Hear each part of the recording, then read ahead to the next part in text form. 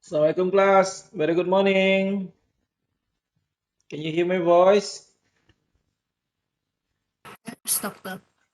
Okay, good. Okay, how are you today? I hope all of you in best condition. Okay, mau dekat sudah final exam kan? Okay, alright. Hmm, First of all, I want to apologize for our late start today. Okay, got something to do just now. But then I think we should start now lah ya. Okay. So today's lecture we continue to the second part of chapter 6 because we have covered the first part of this chapter in the previous lecture. But then I think it's better for us to do some revision. Kita buat sedikit revision lah ya. Okay. Okay. All right. So this topic discussing about this chapter discussing about discrete probability. So probability is a huge topic actually. So you also learn about probability in early level of your study. But in this course, we only focus on the discrete part of the probability. All right. So we started with some introduction to some tools or uh, yeah lah. In when we are discussing about probability, so we're talking a lot of we're using dice, we're also using cards, so you have to be more familiar lah with this. Okay. Okay, so for 52 card decks, so we have four types of four shapes, and each shape has 13 cards, right? And then we also discuss about probability. We're talking about we introduce some important terminologies regarding probability, such as experiment, sample space, event. All right, so make sure you understand all these terms lah. Okay, to avoid any confusion, any mistake during exam, especially. All right, so we have a sample space, event, we have experiment. All right. Okay, so we also discussing about finite and countable number of distinct sample points when we talking about probability, kan? So that's a few important terms or terminologies that you have to understand. All right, sample space, finite, countable. Okay, so you have to be able to differentiate or to distinguish between finite and infinite sample space. All right. Okay, and then we have a proper definition for all these terminologies. For example, for simple event, for the simple event, this is the definition that cannot be decomposed. But if the event can be decomposed to smallest event, then we call it as a compound event, right? And then we also have again is the example regarding the compound and also the simple events. Okay, for the E1 up to E6, we call this as the simple event because these events cannot be decomposed anymore. Right, but for those events that can be decomposed to smaller events, so we call that kind of events as the compound event. For example, C, so C can be decomposed to small events. It can be decomposed to D, and also it also can be decomposed to E. 3. So we call C as a compound event. All right. Next is the our okay when you have to solve a probability question. So sometimes the first step that you have to do is to generate all the possible elements of the sample space. For example, in this question lah.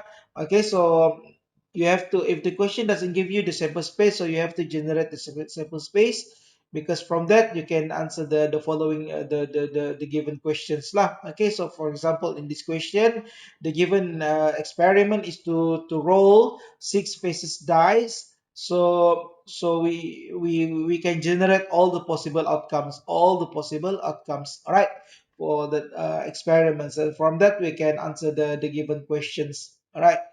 Okay, so we also talked about equally likely.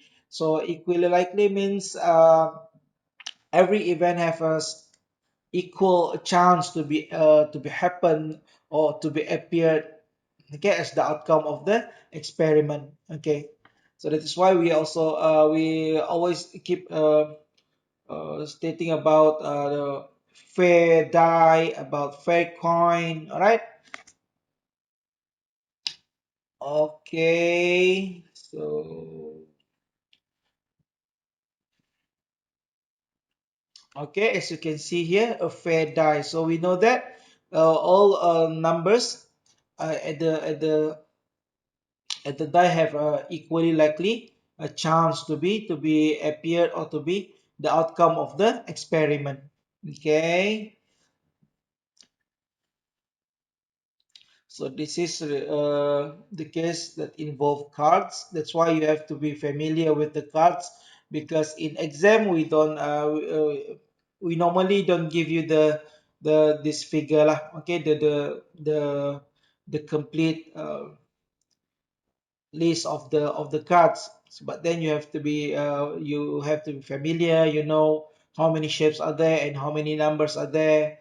Okay, so it's helped you a lot when you're solving a question involve the cards lah. Okay. Okay, so in today's lecture we proceed to the second part, which is the basic properties of probabilities. Okay, so we have some important basic properties of probabilities that you have to understand lah. Okay, so in the previous examples, we assume that the outcomes of an experiment are equally likely. Okay, so when the question clearly stated that the used die is a fair die or the used coin is a fair coin, so we know that all the event have equally likely chance to be the outcome of that experiment. But okay, but however, in real life, this is may not be true. Okay, equally likely or fair is not always happen in our real life. Okay, some event may have more opportunity to be the outcome of an experiment, okay, in our real life. So we have to consider that case in probability as well. So we don't only consider about the equally likely cases, but we also have to consider the not equally likely cases, how to compute the probability of this kind of cases, right? So we start with this definition. So we have the set capital S contains the S1, S2 up to Sk. So this is the sample space with k outcomes. Okay, so the subscript k is representing the number of outcomes. So a probability assignment to the outcome as I. So I, you can replace I by 1 up to k. Of S is an assignment of a real number pi. So pi is a real number. So that means it could be an integer. It also could be a non-integer value, such that the following holds. First, the real number pi could be greater than or equal to 0. Okay, so it could be equal to 0. It also could be greater than 0, but it must less than or equal to 1. That means it also could be equal to 1 and it also could be less than 1 for all I. Means for all I, 1 up to k. And the summation for all pi, okay, for I equal to 1 up to k. Okay, so the outcome or the summation must be equal to 1. Alright? The sum of this all probability must equal to 1. Sorry. Okay, equal to 1. If the value for the real number pi is the probability of the outcome Si. Okay, so pi is the probability of the outcome Si. And every outcome has their own probability. Okay, so for S1, the probability is P1. For S2, the probability is S2. Okay, then we write the PR in square parenthesis Si equal to pi. So this is the notation to represent the probability for the outcome Si. Okay, so you have to follow the correct notation to represent what is the probability for the outcome Si. So it is PR in square parentheses, put S subscript I and then equal to Pi. And this is applicable to all I for I equal to 1 up to K. Okay. So we consider the following example. Suppose that a coin is tossed. Okay, so this time there is no statement that the coin is fair. Okay, there is not that kind of statement. It is just the coin is tossed. Okay, then the sample space S is either head or tail. Why? Because it is only a single coin. All right, so if we toss two coins, so we have a pair of outcome. Okay, it could be head head, head tail, tail head, or tail tail. But now we are dealing with a single coin. We toss a single coin, so the outcome at the head or tail. All right. So let PRH, which is the probability for the head to appear at the top of the coin, is represented by 0.53. So this is the value for the P1 because our S1 is H. So as you can see here, the value for the P1 is a real number. Okay, it is located in the range between 0 and 1. All right, and the probability for the tail to be appear at the top of the coin is equal to 0.47. Okay, again, this value also lies between the allowed range. It's between 0 and 1. Okay, so when we add up these two numbers, the summation of these two numbers equal to 1. All right, it is equal to 1. Okay, exactly following the definition for the probability. Okay, as given just now. Okay, the sum of the probability for P1, Pi, where I equal to 1 up to K. In this case, I equal to 1 and 2. So the summation must be equal to 1. Thus, we have probability assignment. So probability assignment is represented like the following. For the probability H, it is denoted by P sub 1. And the probability assignment for the second event PRT equal to P2, where the summation, where the addition of these two probabilities equal to 1. So this is what we call as probability assignment. We assign the probability value for the event or for the outcome. Okay, another example, suppose that an experiment has 5 outcomes. Okay, so it is denoted by capital S, the sample space, denoted by capital S, and we enclose all the events in the curly parenthesis. So we have 5 events or 5 outcomes, so we denote by S sub 1, S sub 2, S sub 3, S sub 4, and S sub 5. Where the probability of these outcomes are given in the following table. All right. So we have the probability for the first outcome equal to 0.05. The probability for the second event equal to 0.35. For the third one equal to 0.1. The fourth one equal to 0.3, and the final one equal to 0.2. So as we can see, this is not equally likely experiment. Okay, because S2 has the highest probability to be happen with a value 0.35 compared to others. The others only have a value smaller than 0.35, and the smallest possible outcome, or the least possible outcome to be happen is the S1. Okay, with the smallest number of probability 0.05. So as you can see, all the values for the probability lies between the allowed range between 0 and 1. All right, there is no value smaller than 0, and there is no value exceeds 1. So when we add up all these probabilities from S1 up to from P1 up to P5, then we obtain the summation value equal to 1, exactly following the definition. So what does it mean? That means we have probability assignment. All right, so for our probability assignment, we know that our P1 equal to 0.05, our P2 equal to 0.35, our P3 equal to 0.1, P4 equal to 0.3, and our P5 equal to 0.2. Okay, now we move to the next definition. Let's say our sample space S contains K sample. Okay, sample points or elements. So denoted by S1, S2 up to Sk. So the capital S be the sample space of an experiment such that the probability assignment for the Si is denoted by Pi for all I equal to 1 up to K. So, suppose this is a probability assignment. Okay, PRSI itu adalah, the PRSI is the probability assignment. So, we know that the summation for all Pi must equal to 1 big Y because this is a probability assignment. Alright. Then we let another set denoted by capital E contains y1 up to yt. Y1 up to yt be an event in S.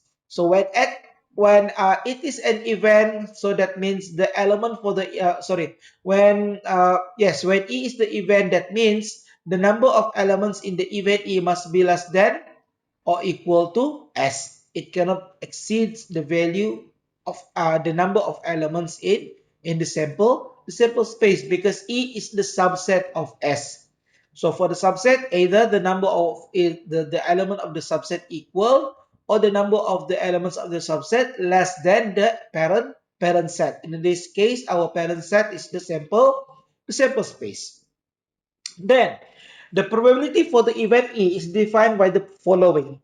The probability for the E, we put the E in the square parenthesis, so it is equal to the summation of all the probability for each event in the sample in the set E. Okay, so we have PRY1 up to plus PRYT because E contains T elements. Okay, so we consider the following example to make it clear. Suppose that the die is rolled such that the following outcome. So we have the probability for the number 1 to be appear equal to 0.1, the probability for the number 2 to be appear at the top of the die equal to 0.15, probability for the 3 equal to 0.2, up to probability of 6 equal to 0.2. So as you can see, the die is not a fair die. Why? Because a certain number have a higher precedence or higher probability to be appear at the top compared to others. Okay, so this die is not a fair die. Okay, so note that this is a probability assignment. Why? Because the summation of all the probability P1 up to P6 equal to 1. Okay, so do we know that this is a probability assignment? So this is the question. Find the probability of the event E where E is an event obtaining odd numbers. Alright, so E is the subset of S. So that means the element for the set E can be either less than or equal to the number of the elements in the set S. Okay, in our set S, we have 1 up to 6. So for the E, we only consider the specific or the given condition, which is obtaining odd numbers. So when obtaining odd numbers, we know that the set E contains smaller number of elements, which contains only 1, 3, and 6, because among 1 up to 6, only these numbers are considered as odd numbers. Then, the probability for the event E is equal to the probability assignment for the 1 plus probability assignment for the 3 and also probability assignment for the 3. We just simply add all these numbers, so we obtain the value is equal to 0.5. Okay, so the probability for obtaining odd numbers as the number appear at the top of the roll die is 0.5. So what does it mean? That means the probability to obtain an even number as well, we have a same chance, which is 0.5. Okay, because when you toss a die, it is only either odd or even number. So when the probability to obtain odd equal to 0.5, we know that the rest, which is 0.5, belongs to the probability to obtain an even number. So they have a equal chances. Okay. We consider the next definition. Okay, let E be an event such that the probability for the event E not happen. So because that is E complement. So if E is, that means the event is happen. So E prime means the event E doesn't happen. Okay. So we denote by E prime. The probability for the E complement, okay, equal to not equal to 0. Then the odds in favor. The odds in favor of the event E is defined as the following. So the odds in favor is a ratio value. It's a ratio value. When we divide the probability for the event E, we divide by the probability of the E complement. And the outcome is a real number because it is a ratio. So the outcome is a real number. Okay, so the odds in favor, which is the ratio of the number of ways that an outcome can occur compared to how many ways it cannot occur. So that is the value represented by the odds in favor. Okay, the ratio, the number of ways that the outcome E can occur compared to how many ways the event E cannot occur. Okay, we consider the following example. Suppose that the probability of winning the next basketball game is 0.48. Okay, that is the probability of winning. Let E be the event that the next basketball game will be won. Find the odds in favor for the event E. Okay, let's see how to solve this problem. So given that the probability we assign the event to for winning the game as E, right? So probability assignment for the event E equal to 0.48. All right. So when we play a game, okay, either it is win or lost. Okay, for this a basketball game lah. Okay, we consider the probability either we win or lost. Okay, there is no draw lah. Only win or lost. So the if we not win, so that means we lost. That implies that the probability to lose. So the loss event is denoted by E complement or E prime. So the probability for the E prime can be obtained by deducting the value for the one, okay, with the probability for the event E to be happen, which is 0.448. So 1 minus probability of E, which is 0.48, the outcome is 0.552. Okay, 0.52. So that is the event E not happen lah. Okay, so the odds in favor. So to compute the odds in favor, we just simply compute the ratio where the numerator is the value for the E, the event E, while the denominator is the event for the E complement. All right, so we obtain the value as a fraction, and this fraction also can be represented by a real number lah, because it is a ratio kan. Okay. Hence the odds in favor winning the next basketball game are 12 to 13. So how to read this ratio? When we keep it in the fraction form, so how to read it? So we read this ratio as 12 to 13. Okay, 12 to 13. Okay, next question. Suppose that the odds in favor of an event E are 4 to 9. Okay, so now the given statement is the value of the odds in favor. And the odds in favor is given as 4 to 9. So when you have this kind of statement, then you know that 4 is the numerator while 9 is the denominator of the ratio of the odds in favor. The question is find the probability of the event E. So from the given information, we know that the odds the favor of the odds in favor, the odds in favor is computed by the ratio of probability of the event E. We divide by the probability of E complement. So it is equal to, because the given statement is 4 to 9. We know that 4 at the numerator and 9 as the denominator. Okay, so back to the question. The question asks about the value for the value for the probability of E. So our interest is to obtain. Okay, we have to rearrange this equation until we obtain PRE at the left and the rest at the right.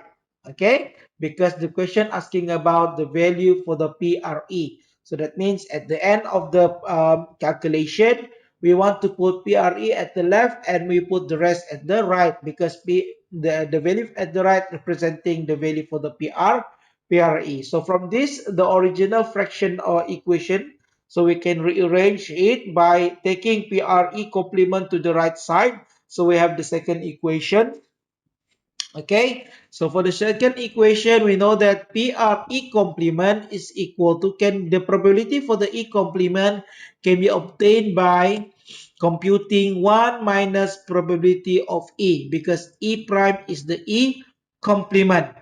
All right, where the addition of PRE and PRE complement equal to 1. So PRE complement is equal to 1 minus PRE. So now we expand this parenthesis. We will multiply 4 over 9 to inside the parenthesis. So we obtain the next equation.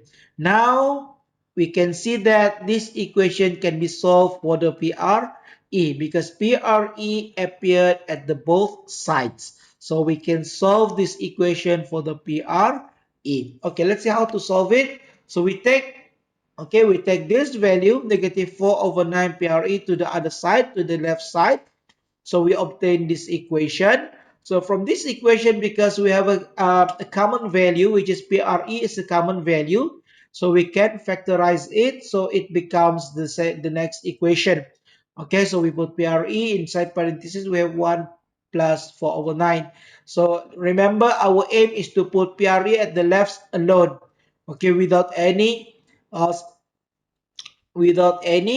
scalar value, okay, attached to it. So we want to put everything other than PRE to the other side. So this in this particular equation, so we have the scalar value for the PRE equal to 1 plus 49. So we can take it to the other side.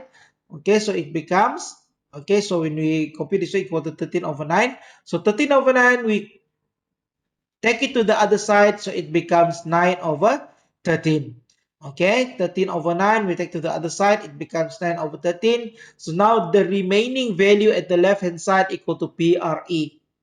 Okay, there is no other than PRE, so that means this is the solution for the PRE. The solution for the PRE equal to 4 over 13. So this is the probability for the event E. All right. So the key point here to in order to solve this question is to understand, okay, to interpret this information. The given information is the odds in favor is 4 to 9. So you know the formula for the odds in favor, and you know how to put 4 and 9 to this formula, which one is numerator and which one is denominator. That's the first point.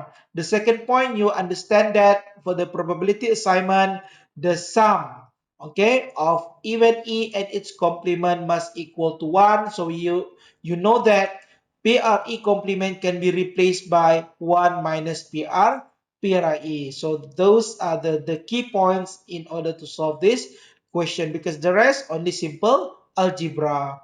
Okay, where you have to make sure that the only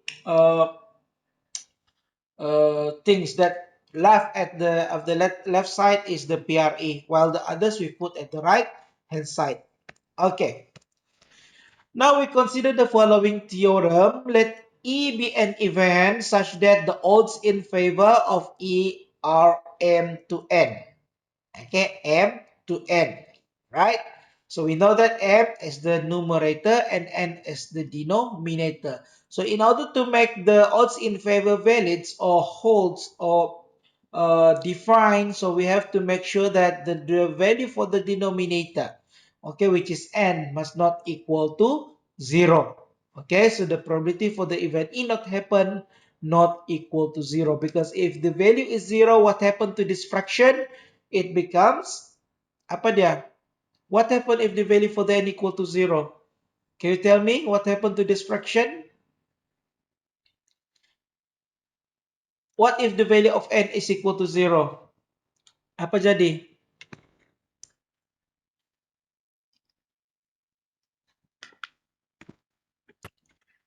Apa jadi? What happened to the value of odds in favor if n equal to 0? 0. Hmm. So what happened to the odds in favor value if n equal to 0? What do you expect? Oh, math error. Okay, so it becomes undefined. Okay, but why I ask you? Because some students answer that question as infinity. That's normal. Student kata infinity. No, it's not infinity. The answer is it is defined, because in mathematics we define the denominator as not as a non-zero number.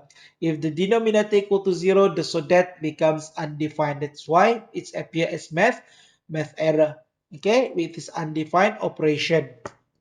Okay, so that is why we need to make sure that the denominator not equal to zero.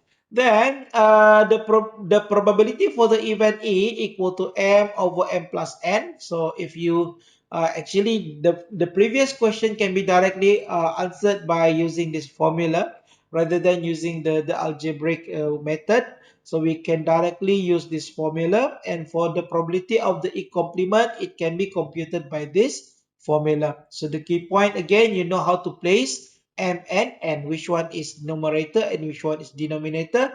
Then you can correctly answer this, or you can correctly obtain these values. All right. Next example, the odds in favor of winning a bingo game are 5 to 17. Okay, again, 5 to 17. So we know that 5 is the numerator, 17 is the denominator. Let E be the event of winning the bingo game. Alright, so that means, okay, then we have PRE over PRE complement equal to 5 over 17. Okay, okay, so we have m equal to 5, n equal to 17. So we can directly compute the value lah. So in this example, so we denote the winning event as E. So the contradiction of winning is losing the game. So losing the game, we denote by E complement. So the probability for the E equal to this one by inserting the value for the M and N correctly. And the probability for the losing the bingo game denoted by E complement, again, it can be obtained by inserting the value of M and N correctly into this formula. Then we obtain the value. Okay, now we move to the next topic discussing about conditional probabilities. Okay, conditional probability is the probability of one event occurring with some relationship to one or more events. Okay, so in simple words, one event is influenced, okay, by the other events. In order to for that event to happen depends on the other events. So that is what we call as conditional probability. Conditional probability is the probability of one event occurring with some relationship to one or more events. So that means it could be it could be connected with one or more events. Not only one event, not only single event, but it also could be related to more than one events. For example, event A is that it is raining outside and it has 0.3 chance of raining today. So 0.3, actually we can convert this value to percentage form. So it is equal to 30%. Okay. Even B is that you will need to go outside and has a probability of 0.5. Again, 0.5 also can be denoted in percentage form, so it is equal to 50%. Alright, so we have two events now, event A and event B. Event A is about raining outside, while for the event B, it's about need to go outside. Okay, we have two different events. So each event have their own probability to happen. Okay, for event A, it is equal to 30%. For the event B, it is 50%. So a conditional probability would look at these two events in relationship with one another. That means event A is related to the event B, event B also related to the event A. Okay, such that as the probability that it is both raining, then you will need to go outside. So that means both events are happening. Okay, both raining and also you will need to go outside.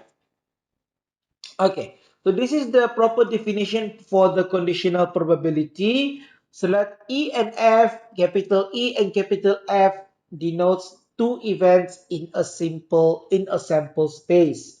Okay, let's say our sample space is capital S, so we have the subset of S, we have two events E and F.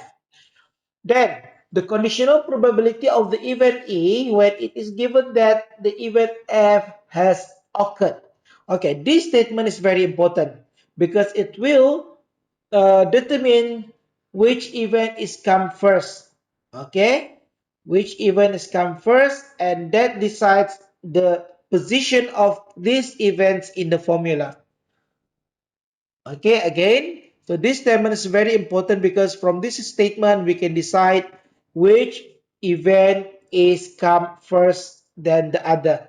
Okay, because it will determine the position for each event in the formula. So in this particular example, the conditional probability of E.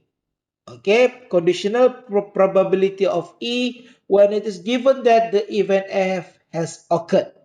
Okay, so we know that in the notation, we have to put E come first before F. So E and F separated by this vertical line, but E appeared first. Okay, because this is representing the conditional probability of E. Okay, the conditional probability of E when it is given that the event F has occurred, okay, where we have to make sure that the probability for the event F not equal to 0, again because of this fraction. So it is written as PRE, we have vertical line and then followed by F. Okay, so it is given by the following equation. So PREF equal to PRE intersect F, we divide by the probability of F. Okay, so different position in this notation will give us different formula. Okay, because from this position we know that which one is the denominator. Okay, if you wrongly put the E and F, so it will affect the formula. Okay, especially the denominator. For the numerator, I think there is no effect lah because E intersect F is exactly equal to with F intersect E. But the issue is the denominator. If you rank wrongly, if you put the denominator wrongly, you put E as the denominator, so we obtain a different value of probability. Okay, so this equation is representing the conditional probability of E. Conditional probability of E, so E comes first before F, and F becomes the denominator. That is why we need to make sure that the probability of E of F not equal to 0. Otherwise, this fraction becomes undefined. Okay, example, let E and F be events in a sample space. Suppose that the probability for the event E equal to 0.6 and the probability for the event F equal to 0.7. And the probability for the event E intersect F equal to 0.3. So determine the value for the conditional probability of E. Okay, conditional probability of E, provided that the event F has occurred. Okay, so the solution is, I think this question is very easy because straightforward. You just simply identify each value and you just simply insert those values correctly to the formula. So we have probability of EF, so it is equal to probability of E intersect F divided by the probability of F. So we have all the values, so there is no problem for us to just simply insert this value to the equation. Then we obtain the value equal to 3 over 7. Okay, the next question, suppose that the probability for the event E equal to 0.65 while the probability for the event F equal to 0.75 and the probability of E union F. E union F equal to 0.9. Okay, so be careful because sometimes little trick in the question. Okay, so kalau kamu, if you don't read the questions carefully, so maybe your eyes will see that notation as intersect, which is wrong lah, because that notation is union, while for the formula we have intersect. Okay, so it's quite tricky for the second question compared to the first one. Okay, the question is determine the conditional probability for the event E. Okay, so it's denoted by PREF. Okay, so this is the way how to solve this question. First of all, we consider about the probability of the E intersect F because we don't have that value yet. Okay, we only provided the value for the PRE union F, PRE, and PRF. While the value for the PRE intersect F, we don't have it yet. So that means we have to do some calculations. We have to do some algebraic calculations in order to obtain the value for the PRE intersect F. So this is the formula. Okay, the formula for the, I think this is the, we have covered this one in the first part of this lecture. Okay, for the union, the operation for the union. So we have probability of E plus probability of F, and then we minus with the intersection between E and F. Okay, so we just insert all the provided values, all the available values, and then we solve this equation for this unknown value, which is the probability of the E intersect F. So we obtain the value equal to 0.5. So it's time to insert this value to the formula. So by inserting this value to the formula, so we obtain the answer as 2 over 3. Okay, now we consider the following theorem. Let E and F be events of a sample space S such that PRF not equal to 0. Okay, E and F be events of a space such that PRF not equal to 0. Then the conditional probability for the event E plus the conditional probability for the event E complement, provided that both probability the event F has occurred equal to 1.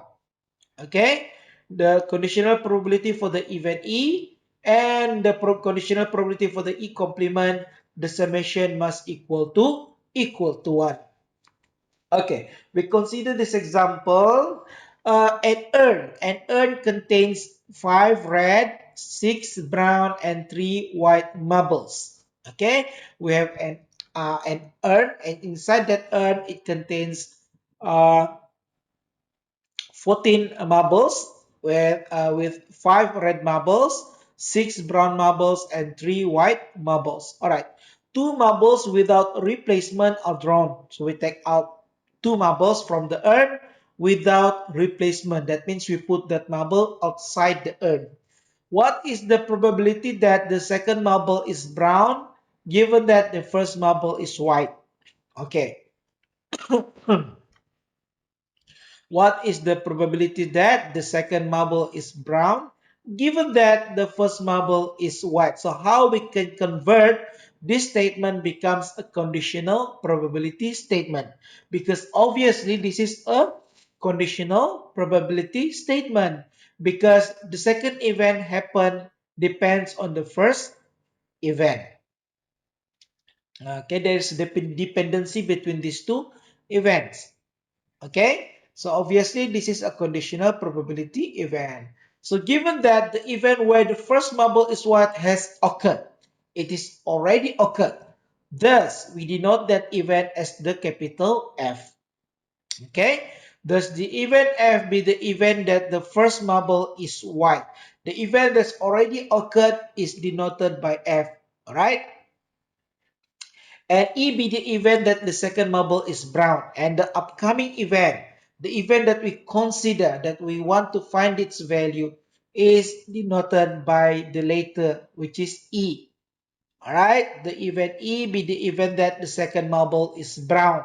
So note that we have a conditional probability. We know which one is E, which one is F, so we put this into the formula in the correct position. Okay, it's probability of E, F. We put E and F, separate this by the vertical line.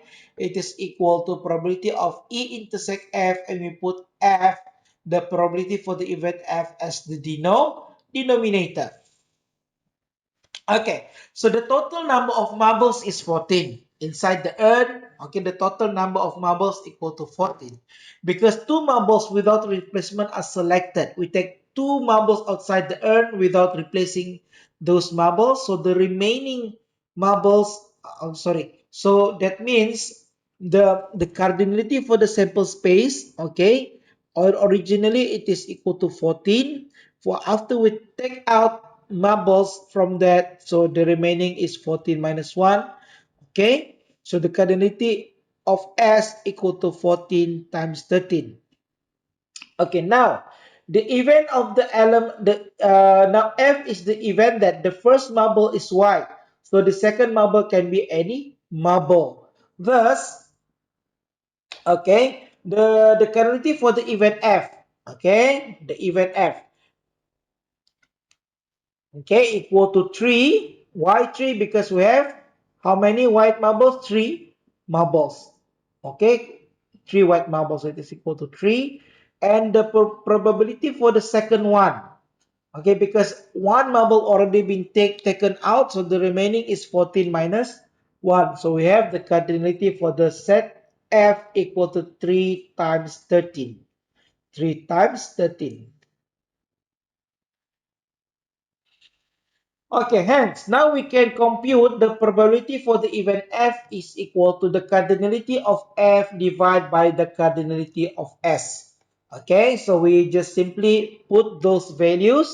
So we can simplify this fraction becomes 3 over 14. Okay, now we obtain the value for the denominator, which is PRF. Now is the time to find the probability for the E intersect F. Alright, so in order to compute that value, we need to know what is the cardinality for the E intersect F.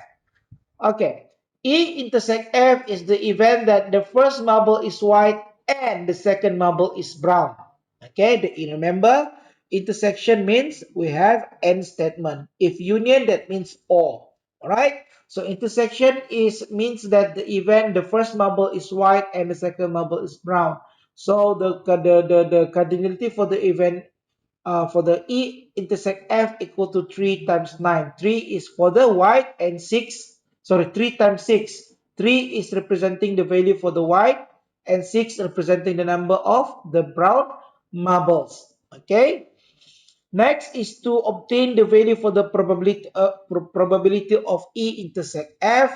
So it can be computed by computing the following ratio. So we have the cardinality of E intersect F divided by the cardinality of S. So it is equal to this fraction. Now we obtain the values required to compute the value for the conditional probability of E. We have the numerator, which is PRE intersect F. We also have the denominator, which is the probability of F. Okay, so now we are ready to compute, or we are ready to proceed to compute the value for the conditional probability E F.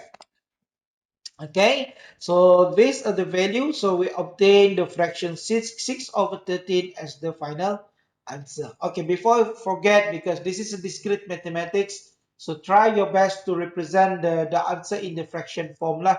Okay, in the fraction form, to make sure that the numerator is in integer form and the denominator as well as the integer form. So we have discrete probability. Okay, that's our difference with the ordinary probability. For ordinary probability, we can just simply represent by real numbers, by non-integer value as the answer. But for the discrete probability, try to give the answer in the fraction form, where the numerator is the integer and denominator is an integer as well, where the fraction is in the simplest form. Okay, now we consider the following theorem. Let capital E and capital F be two events of an experiment. Suppose that the probability for the event F not equal to 0, then, okay, then we can rearrange the original formula lah. Okay, so this is the original formula. So if we take probability of F to the other side, okay, it becomes multiplication lah. Multiplication operation. So we have probability of F times probability of EF. So it is equal to the probability of this numerator, which is probability of E intersect F. Okay, so you can play around with this equation. Depends on the given information, and also depends on the question, what value that you require to answer that question. Okay, again, if the probability of E not equal to 0, so again we can rearrange that equation now. So it becomes probability of intersect F equal to this one, probability of E multiply probability of FE. Wait, okay, in this case, okay, we multiply by probability of EF. Okay, E come first before F, so F is the denominator lah in this particular case, right? So in the next case, we have to make sure the probability of E not equal to 0 because we consider the conditional probability of F. Conditional probability of F. So F comes first before E. That is why I mentioned earlier it's important for you to understand the statement. Okay, in order to help you to go to determine which one is come first before the other. Okay, because it will decide which one is the numerator and which one is denominator. If you decide, if you put this probabilities wrongly, so you will put the denominator wrongly. So that's the risk lah. Okay, that's why you have to fully understand that statement. Then you can decide which one come first before the compared to others, and which one becomes the denominator for that conditional probability. So in this particular case, F comes first before E. That means this statement is a conditional probability of F. So F comes first before E. So the denominator is the probability of E. That is why we need to make sure that the probability of E not equal to 0. Otherwise, this fraction becomes undefined. Okay, so probability for the E intersect F, there is no problem for this because it is the commutative. Okay, E intersect F is equal to F intersect E. Okay, there is no issue here. The issue only at the denominator. Okay. Okay, now we consider the following definition. Let F and E be two events of an experiment. Then E and F are called independent. We call these two events are independent. Independent means not connected to one and to each another lah. Okay. They are not connected. There is no related. So they are independent. So what is the condition in order to be independent? They are independent if the probability of E intersect F equal to probability of E times probability of F.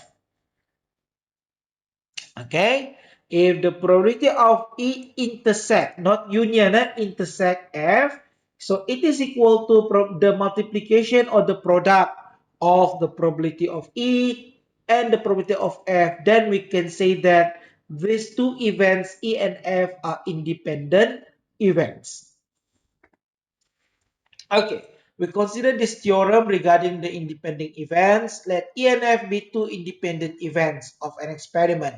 So from this statement, we know that the probability for the E intersect F is the product of the probability of E and the probability of F.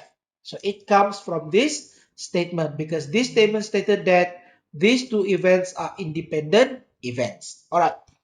If the probability for the event F not equal to 0, then the probability for the conditional probability for the E, okay, provided that the event F has occurred equal to the probability of E alone. Why? Because E is independent from F. E is not related to F. That is why it is equal to probability of E alone. Okay, so the outcome of the event E does not depend on the outcome of the event F because they are independent. They are not connected to one to each other lah. Okay, to each other. So this is the proof. Okay, we have the following proof how we can obtain this equation. So this is the proof. Since E and F are two independent events, then from this formula, actually this is the original formula, right? This is the original formula. So because these two events are independent, so we can replace this probability of E intersect F by this probability of E times probability of F. So we obtain this fraction. Okay, because they're equal, so we can replace. Okay, so it becomes PRE times PRF over PRF. So PRF, this one can cancel out. The value for the numerator and denominator, we have a common value, so we can cancel out. So the remaining value is the probability of E. Okay, so this is the proof. That is why According to this theorem, it is equal to probability of E as long as these two events are independent. If they're not independent, then we have to use this formula. Okay. Okay, the previous case is we have the conditional probability for E. Now we also have the conditional probability for F. So again, because these two events are not connected to each other, because they are independent to each other, so okay, independent to each other. So the formula for the probability, the conditional probability of F and E equal to probability of F alone. Okay, because they are not connected. The proof also similar to the previous proof. Sama saja. Okay, just the same proof. Okay, the outcome of F independent from the outcome of E. Okay. Okay, we consider the following exercise. Actually, initially I want to give it as exercise, but since don't have enough time, we just consider the answer lah after this. Exercise to exercise regularly. A survey of 100 students shows that 40% play basketball, 70% jog, and 82% play either basketball or jog. Okay. Let B be the event that a randomly selected student plays basketball. J be the event that a randomly selected student jogs. Show that the events B and J are independent. Okay. Wow, it's an interesting question. Okay, it's demands you to understand about the conditional and also independent events. Okay, so the given values in percentage, so you have to understand how to convert these values becomes the other form. Okay, as we always use in the previous examples. Okay, let's help to answer this question. Okay, the events B and J, B is means representing what?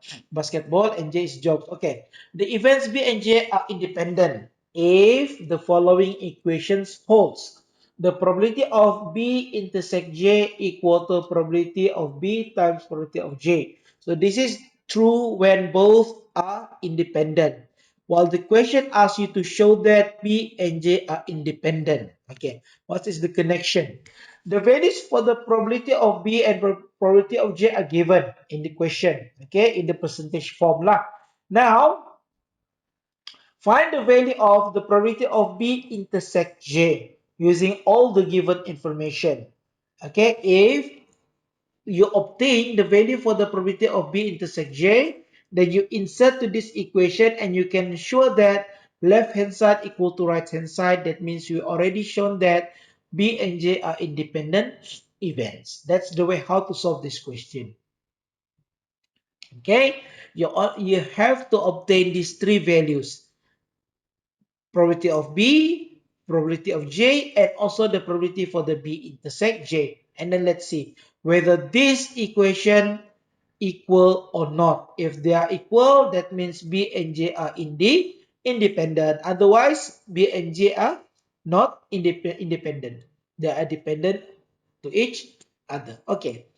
So this is the solution. Okay. We consider all the given information. So from percentage, this is the way how to convert them to non-integer value. So 40% means 0.4, 70% means 0.7, and 82% means 0.882. And the value, the provided value is not intersection but the union. Okay, B union J, either basketball or jogs. This one. Okay, play either basketball or jog. That means this value is the union of B and J. If this statement state that 82% play basketball and jog, so that means this is an intersection. But then this statement is either basketball or jog, so that means this is a union. So union between U and J equal to 0.82. So again, this is the way how to obtain. This is the original formula. Probability of B union J equal to probability of B plus probability of J minus probability of B intersect J. So all these three values are provided. So just insert all these three values. And the remaining unknown is the probability of B intersect J. So we can algebraically rearrange these equations until we obtain the probability of B intersect J at the left side alone. And the value at the right hand side is the value for that probability. So the value for the probability of B intersect J equal to 0.228. Now we are ready to compare. Okay, to compare this equation for the left hand side and the right hand side. Why? Because we already obtained all the required values. So just simply insert those values, so we know that probability of B times probability of J, it is equal to 0.28. The value for this probability also equal to 0.28. That means this equation holds. So what is our conclusion? Don't forget to conclude, because the question asks you this question. Show that the event B and J are independent. So don't forget to provide the answer for this question. Okay, don't forget to provide the conclusion for this question. So the conclusion is the events B and J are independent. So this is the proof, because the left hand side equal to the right hand side. Those values equal to 0.228. Okay, so that's it for our chapter number 6, discrete probability. Is there any question, class? Ada soalan kah? Do you have any question regarding this chapter?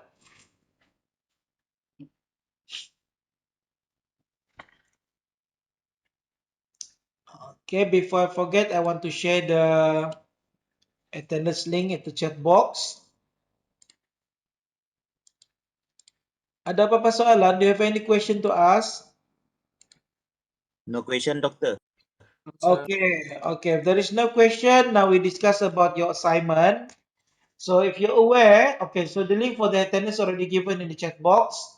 Okay, if you're aware, in the Smart V3, I already uploaded the question for the assignment. Okay, so kita discuss sini lah ya. We discuss here. Your assignment.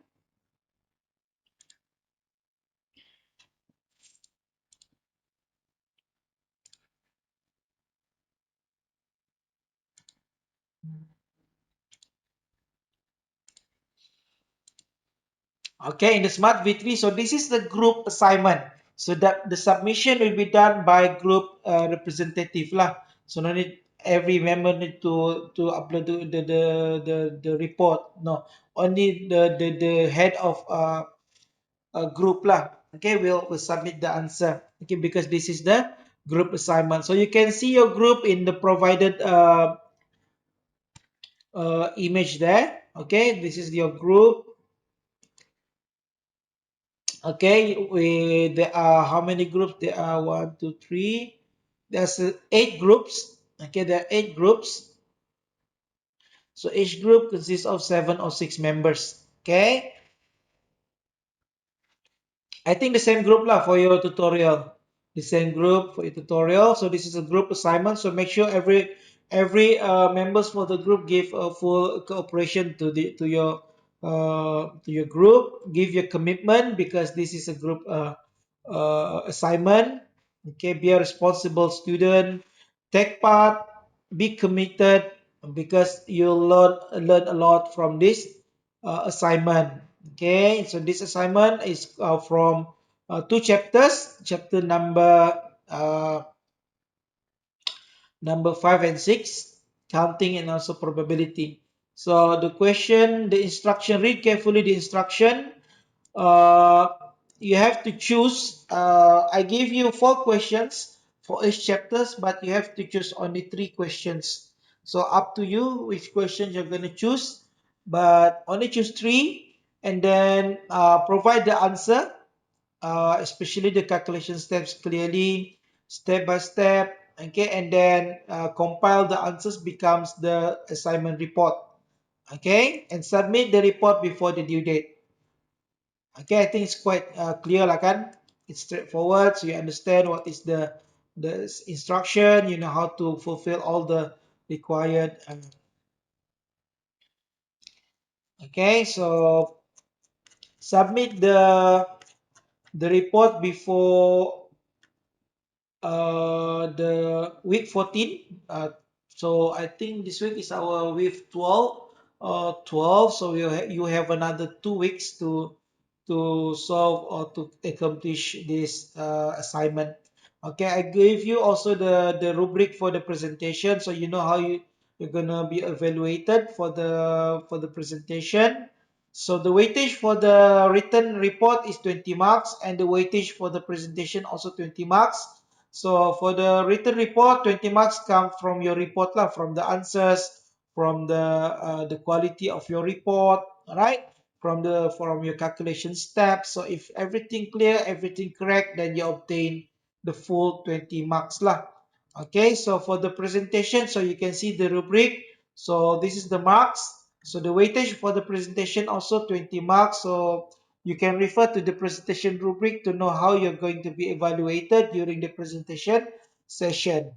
Okay, so detail about the presentation session will be given later. When is the presentation session? So everything about the presentation will be announced later. Okay. So got question in the chat box.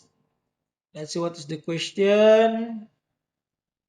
About final test. Okay, final test. Okay. As I explained before, there is a difference between final exam and final test. For the final exam, it will be conducted by our academic section in the UMS. So the date is fixed lah. Okay, because it's arranged by them, so the date is fixed. But for the final test, it is depend on the lecturer lah. Okay, so I'll discuss with Khalid as your representative when is the the best date for you lah to conduct the test. Okay, I want to conduct the test on the day that you have no commitment other than that test. That means there is no other test, there is no other exam, only this test. Okay, so later I'll deal with Khalid lah. Okay, to ask about when is the best date for your final test. Okay, another question. So final test also during the exam week lah. Okay, after your study week. But the date is not been decided yet lah. Nanti later discuss with Khalid. Okay, other question class? Ada apa-apa soalan? Ada, Doctor. Okay, if there is no question, see you in the next lecture. Stay safe. Jaga diri kamu. Kita jumpa next section, okay? Alright, thank you very much class. Class dismissed. Thank you. Thank you, Doctor. Thank you, Doctor. Alright, okay. Don't forget to click the attendance link, huh?